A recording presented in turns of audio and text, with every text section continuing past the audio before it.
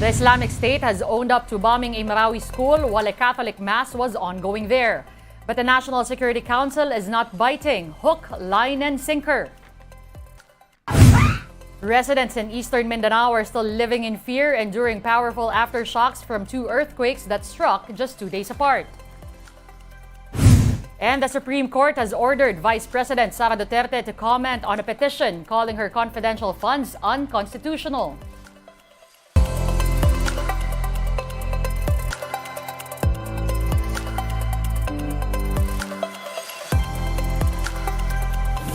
Fast, focused, and fearless, here's a roundup of stories we're watching now. I'm Denise Tan.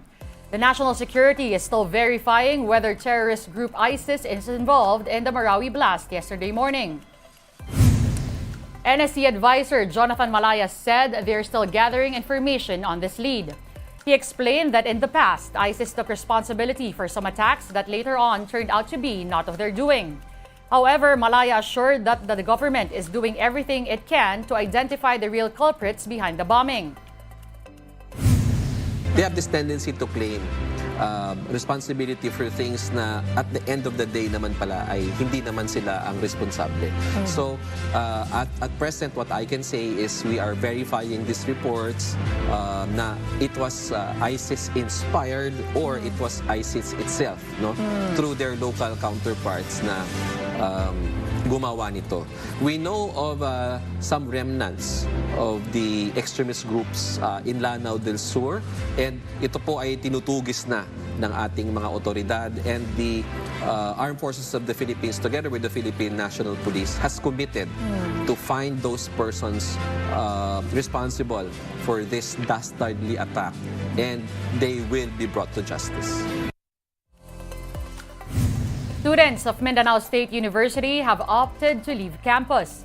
Local governments of their respective hometowns have picked them up from MSU. Classes have been indefinitely suspended in MSU after a bomb exploded there during a Catholic Mass on Sunday morning. 4 have died from the blast, while at least 45 others have been injured. 5 of the victims are reportedly in critical condition and are now in the hospital. Meantime, additional uniformed personnel are expected to arrive today in Marawi City. This is to enhance security in the area, especially in MSU where the bombing happened. All PNP regional offices down south have also been placed under red alert. In Metro Manila and the rest of the country, heightened alert is in force. Moving on, the Supreme Court is compelling Vice President Sara Duterte to explain her 2022 confidential funds. Also asked to submit their comments to the High Court are the Office of the Executive Secretary of Lucas Bersamin and the Budget Department of Secretary Amena Pangandaman. This is in connection with the transfer of 125 million pesos in confidential funds last year from the Office of the President to the Office of the Vice President. Last month, a group of legal and economic experts filed a petition before the High Tribunal asking that it declare as unconstitutional the last year's transfer. The petitioners include one of the framers of the 1987 Constitution, Christian Monsod, lawyer Barry Gutierrez, and economist and former Finance Undersecretary Shelo Magno. Here now is a quick look at today's other top stories. President Bongbong Marcos extends the term of Police General Benjamin Acorda as PNP Chief until March 31, 2024. According to the Presidential Communications Office, Acorda has successfully led the police force since his appointment in April. The PNP chief thanked President Marcos for extending his stint. The designation as terrorist of the communist group CPP-NPA-NDF is staying. That's until a peace agreement is finalized between the rebels and the government, according to the National Security Council. NSC Assistant Director General Jonathan Malaya said negotiations are still in the initial stages.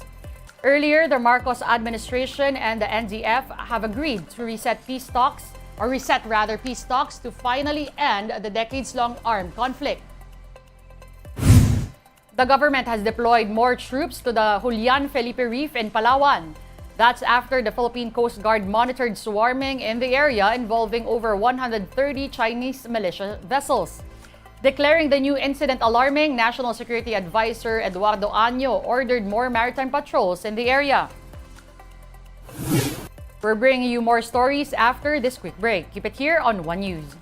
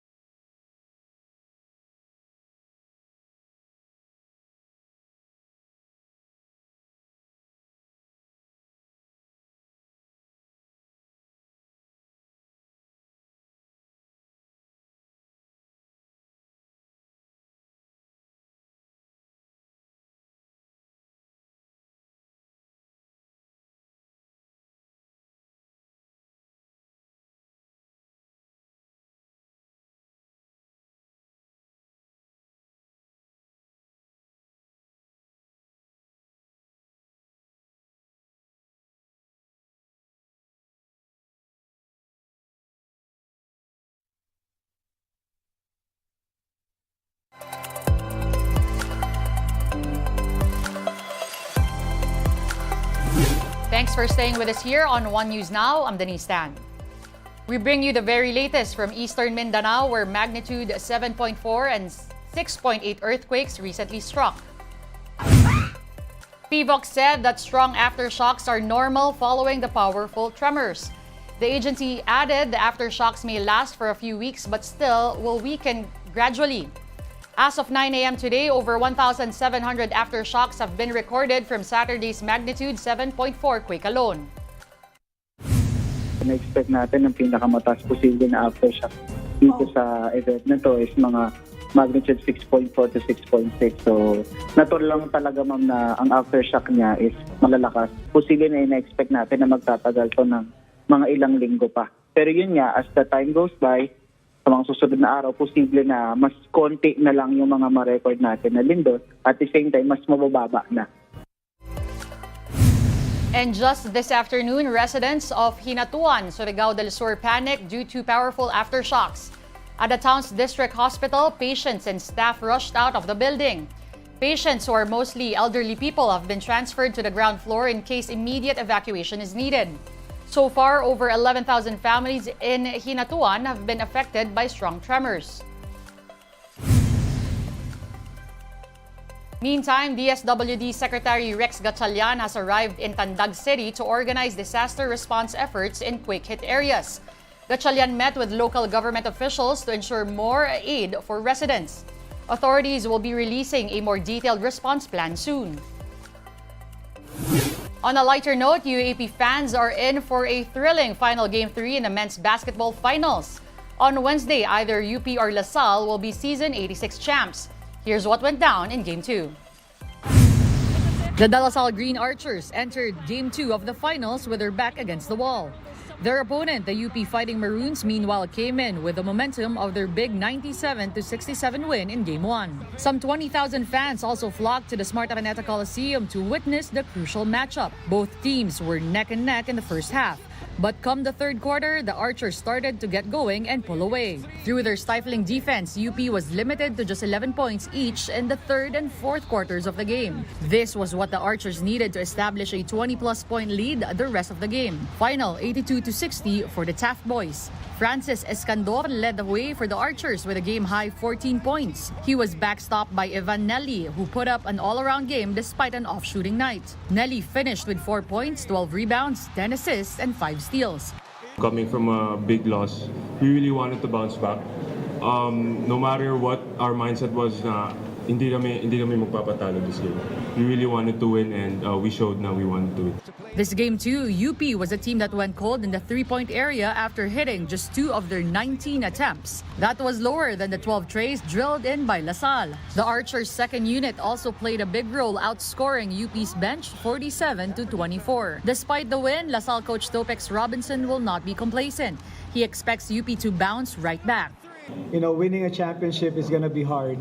Playing against the top college team in the country right now is going to be hard. There's going to be a lot of work. We know UP is going to come out with guns blazing. Ang sa amin pa lang, again, is we always focus on us. We don't know what UP will do, but we know what we will do. The new kings of UAP men's hoops will be crowned on Wednesday when UP and LaSalle face off at the Smart Araneta Coliseum. That game will be at 6 p.m. One News Now will be back tomorrow at 7:30 a.m. I'm Denise Tan. We are One News, all sides, all the time.